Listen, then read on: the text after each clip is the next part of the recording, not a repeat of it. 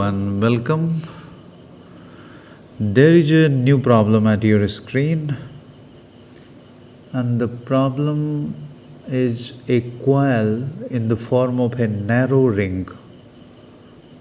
Narrow in the sense of the cylinder it is placed on. Narrow ring is placed on a cylindrical permanent magnet near one of its poles. The entire system is symmetrical with respect to the OO dash axis. If the coil is second along the OO dash axis so that it performs harmonic oscillations, with an amplitude A equals 1 millimeter, much smaller than the dimensions of the magnet and the coil, that's nice. It's a case of a small oscillation, and a frequency f equals 1000 Hz. Then an EMF of induction with an amplitude E0 equals 5 volt is induced in it. That's also fine. What force will it act on the stationary coil if a current of if a current of I equals 200 milliampere is passed through it? So this is the problem. And so, considering the finite length of the cylinder, the magnetic field it produces is not only radial, it's a magnet itself. So it can produce the magnetic field, and it cannot be only radial, but it has components along the cylinder as well.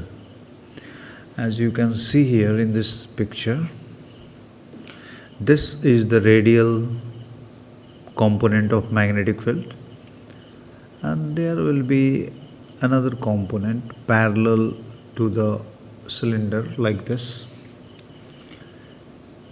But as soon as the ring moves along the OO dash axis, it cuts the flux lines of radial magnetic field only, this one.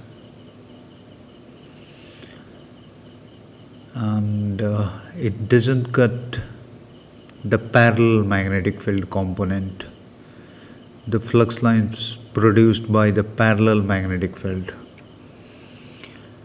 So the EMF induced due to the flux lines cut by the ring for a small distance delta x, say delta x, along OO dash axis, we can write an expression for it that will be something like induced EMF equals rate of change of flux,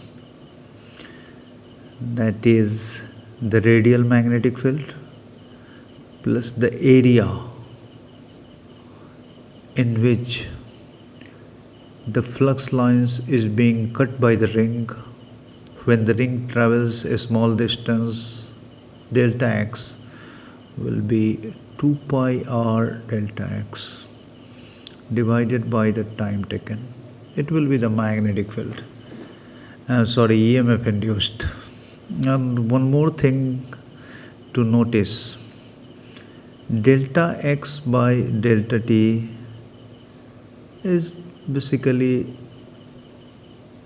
the velocity of the ring along the OO dash axis, or we can write it as dx by dt, the instantaneous velocity of the ring along the OO dash axis, if we make delta t small enough, very close to zero, and it is.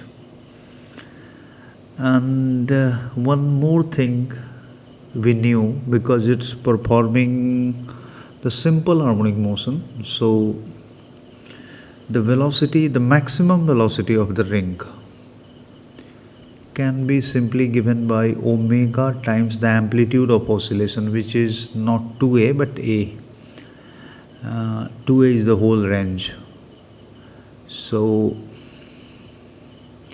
omega again can be written as in terms of frequency 2 pi f.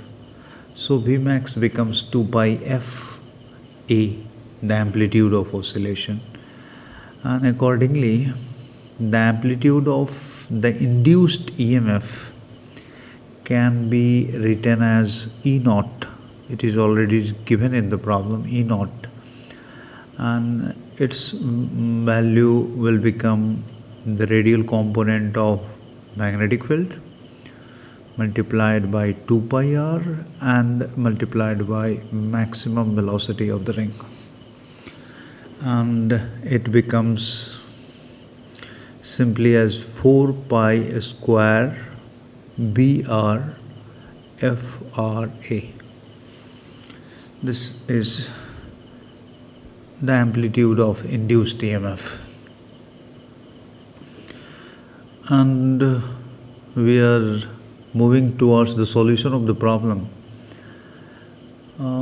We know if a constant current I is passed through the coil, then an ampere force will act on it. And if you know how to calculate the ampere force IL cross B,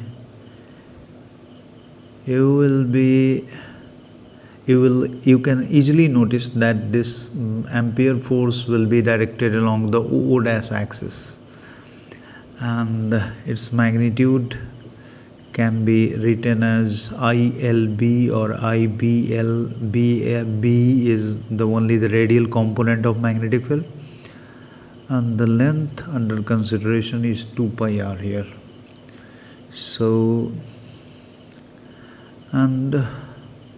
but the problem is not solved yet because we don't know the radial component of the magnitude of radial component of velocity, radial component of magnetic field, velocity. We can find it from here, and BR can be found out E naught by 4 pi r square FRA. And now we can put it here and F can be found. That will be 2 pi Ri multiplied by magnetic field, radial component of magnetic field, that is 4 pi square FRA. And you can see 2 pi can be cancelled out, R can be cancelled out also, so that F becomes I E naught, that is the maximum value of induced EMF, divided by 2 pi FA. And the problem is solved. Thank you very much for watching.